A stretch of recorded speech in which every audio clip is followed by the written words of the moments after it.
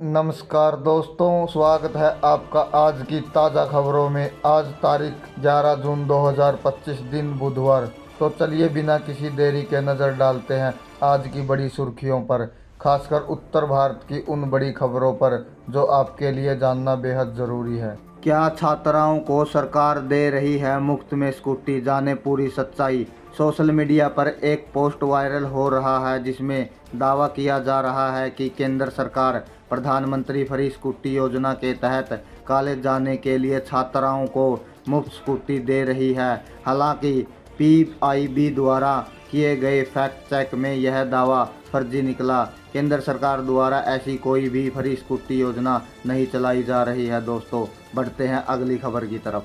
UGC net परीक्षा की नई तारीखों का हुआ ऐलान। 25 से 29 जून तक होंगे exam. National testing agency NTA ने यूजीसी नेट जून 2025 की परीक्षा की तारीखों में बदलाव किया है। जून के पहले सप्ताह में होने वाली यह परीक्षा अब 25 से 29 जून तक आयोजित की जाएगी और एडमिट कार्ड परीक्षा से करीब 10 दिन पहले जारी किया जाएगा। एनटीए परीक्षा तिथि से करीब 10 दिन पहले उन शहरों की जानकारी देगी जहां परीक्षा होगी। बढ़ते हैं अगली खबर की तरफ। सेंट्रल बैंक ऑफ इंडिया ने अप्रेंटिस के 4500 पदों पर निकाली भर्तियां। सेंट्रल बैंक ऑफ इंडिया ने अप्रेंटिस के 4500 पदों पर भर्तियां निकाली है। इसके लिए ऑनलाइन आवेदन की प्रक्रिया शुरू हो गई है और योग्य व इच्छुक उम्मीदवार सेंट्रल बैंक ऑफ इंडिया की आधिकारिक वेबसाइट centralbankofIndia.co.in पर जाकर 23 जून तक ऑनलाइन आवेदन कर सकते हैं।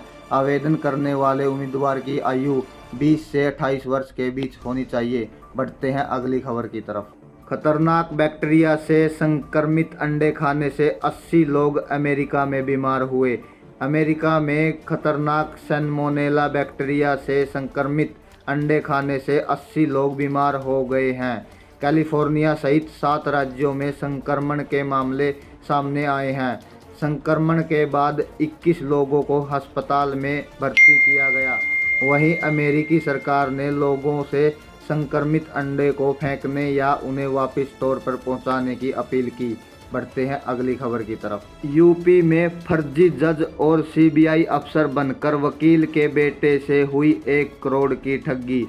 शाहजहांपुर यूपी में एक वकील के बेटे से फर्जी जज और फर्जी सीबीआई अफसर ने 1 करोड़ 20 लाख रुपए की ठगी की है। फर्जी जज ने वकील के बेटे को ऑनलाइन पेशी में बरी कर दिया। पीड़िता ने बताया कि फर्जी सीबीआई अफसर ने उसे बताया था कि उसके खाते में मुंबई के बैंक से 2 करोड़ 80 लाख रुपए का अवैध लेन देन हुआ था। बढ़ते हैं अगली खबर की तरफ।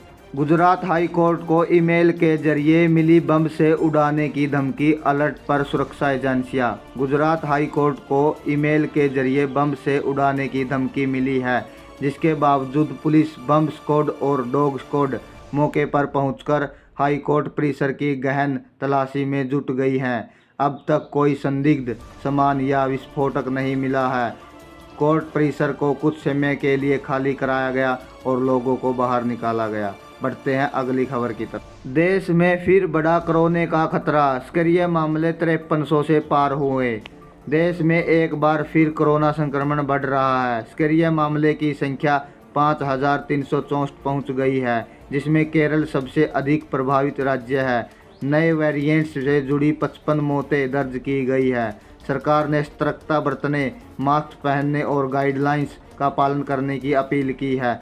सतर्क रहें, घबराएं नहीं, सावधानी ही सुरक्षा है। बढ़ते हैं अगली खबर की तरफ। एचएसएससी की एक और फर्जी वेबसाइट बनाने वाले गिरोह का हुआ भंडाफोड़। 73 लोग हुए ठगी का शिकार। हरियाणा कर्मचारी चयन आयोग एचएसएससी की फर्जी वेबसाइट के जरिए नौकरी की तलाश कर रहे लोगों से ठगी करने वाले एक गिरोह का भंडाफोड़ कर हरियाणा पुलिस ने मुख्य साजिशकर्ता को गोरखपुर यूपी से गिरफ्तार किया है। एक आधिकारिक बयान के मुताबिक फर्जी वेबसाइट के माध्यम से लगभग 73 उम्मीदवारों से हज़ारों रुपए की ठगी की है। बढ़ते हैं अगली खबर की तरफ। सुप्रीम कोर्ट ने तलाकशुदा पत्नी का गुजारा भत्ता 9 साल बाद 2.5 गुना बढ़ाया। कहा हर 2 साल में बढ़ेगा 5%।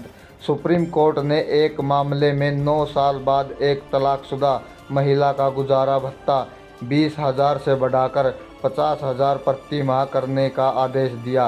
कोर्ट ने कहा कि हर 2 साल में इस रकम में 50% की बढ़ोतरी करनी होगी। सुप्रीम कोर्ट ने महिला के पूर्व पति की बढ़ती सैलरी और महंगाई को देखते हुए यह फैसला लिया है। बढ़ते हैं अगली खबर की। मोबाइल टावर लगाने के नाम पर हो रही धोखाधड़ी, दूरसंचार विभाग ने दी चेतावनी। दूरसंचार विभाग DOT ने लोगों को मोबाइल टावर लगाने के नाम पर हो रही धोखाधड़ी को लेकर चेतावनी दी है और कहा है कि भारतीय दूरसंचार विनियामक प्राधिकरण TRAI की ओर से ऐसा कोई मैसेज नहीं भेजा गया है। PIB के मुताबिक साइबर अपराधी टावर लगाने के बदले लोगों से 5-5 हज़ार रुपये मांग रहे हैं। बढ़ते हैं अगली खबर की तरफ। PM मोदी ने छत्तीसगढ़ में 45 साल से अटकी 49,000 करोड़ रुपए की परियोजना को दी मंजूरी। छत्तीसगढ़ के मुख्यमंत्री विष्णुदेव साय ने शनिवार को बताया कि प्रधानमंत्री नरेंद्र मोदी ने बंदोघाट सिंचाई परियोजना और इंद्रावती महानदी इंटरलिंकिंग परियोजना को मंजूरी दे दी है। ये परियोजनाएं 45 साल से अटकी थी, जिसे 49,000 करोड़ रुपए की लागत से बनाया जाएगा। इन परियोजनाओं से 7 लाख हेक्टेयर ज़मीन में सिंचाई और 125 मेगावाट बिजली का उत्पादन होगा। बढ़ते हैं अगली खबर की तरफ। 8वें वेतन आयोग में कितनी बढ़ सकती है पेंशन? मनी कंट्रोल के अनुसार 8वें वेतन आयोग में अगर 1.92 या 2.28 फिटमेट फैक्टर को सरकार मंजूरी देती है तो पेंशन में अच्छी खासी बढ़ोतरी देखने को मिलेगी। रिपोर्ट के मुताबिक 2000 ग्रेड पे के रिटायर कर्मचारियों की मौजूदा पेंशन 13,000 प्रति माह है, तो जो 1.92 फिटमेट फैक्टर लागू होने पर 24,960 माह व 2.28 फिटमेट फैक्टर लागू होने पर 27,040 रुपये प्रति माह हो सकती है। बढ़ते हैं अगली खबर की तरफ। पतंजलि को जमीन देकर फंसे नेपाल के पूर्व PM, भ्रष्टाचार के मामले में गई सांसदी। नेपाल की भ्रष्टाचार विरोधी एजेंसी ने पूर्व प्रधानमंत्री माधव कुमार के खिलाफ आरोप पत्र दायर किया है। उन पर योग गुरु बाबा रामदेव की कंपनी पतंजलि योगपीठ से लैंड डील के मामले में घोटाले का आरोप लगाया है। इसके कारण उनकी सांसदी भी छिन गई है। भ्रष्टाचार के मामले में उनसे 18 करोड़ 50 लाख नेपाली रुपए हर्जाने की मांग की है।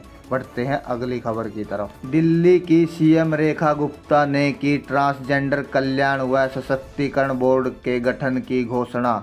दिल्ली की मुख्यमंत्री रेखा गुप्ता ने शनिवार को ट्रांसजेंडर समुदाय की शिकायतों के समाधान के लिए ट्रांसजेंडर कल्याण व सशक्तिकरण बोर्ड के गठन की घोषणा की। उन्होंने कहा, यह बोर्ड ट्रांसजेंडर समुदाय को शिक्षा, रोजगार और सुरक्षा जैसे क्षेत्रों में उनके अधिकार दिलाने में मदद करेगा। उन्होंने आगे कहा, बोर्ड नीति निर्माण और कल्याणकारी योजनाओं की सिफारिश करने का काम करेगा। बढ़ते हैं अगली खबर की तरफ। यूपी में कॉलेज पार्टी में बेइज्जत किए गए B.Pharma के छात्रा ने की खुदकुशी, नहीं जमा थी फीस। लखनऊ यूपी में कॉलेज पार्टी के दौरान बेइज्जत किए जाने पर B.Pharma के 20 वर्षीय छात्र ने कथित तौर पर खुदकुशी कर ली। मृतक के भाई के अनुसार फीस जमा न होने पर कॉलेज वालों ने उसे प्रताड़ित किया। पुलिस ने मृतक के भाई की शिकायत पर डीन, प्रिंसिपल और शिक्षिका समेत 5 कर्मचारियों के खिलाफ मुकदमा दायर किया है। बढ़ते हैं अगली खबर की तरफ। यूपी में बदले मैरिज रजिस्ट्रेशन के नियम, परिवार के सदस्य या पंडित मौलवी की मौजूदगी होना अनिवार्य है। उत्तर प्रदेश में शादी के रजिस्ट्रेशन की प्रक्रिया में बदलाव किया गया है। बैकॉल रिपोर्ट्स, नई रजिस्ट्रेशन प्रक्रिया के तहत अब रजिस्ट्रेशन विवाह वाली जगह नहीं बल्कि उसी तहसील के सब रजिस्ट्रार कार्यालय में होगा जहां के वर वधू रहने वाले हैं। रजिस्ट्रेशन के लिए परिवार के सदस्य या शादी कराने वाले पंडित, मौलवी, पादरी को आना होगा और शादी की वीडियोग्राफी दिखानी होगी। आज के लिए इतना ही। डेली ताज़ा न्यूज़ जानने के लिए हमारा चैनल सब्सक्राइब करें दोस्तों।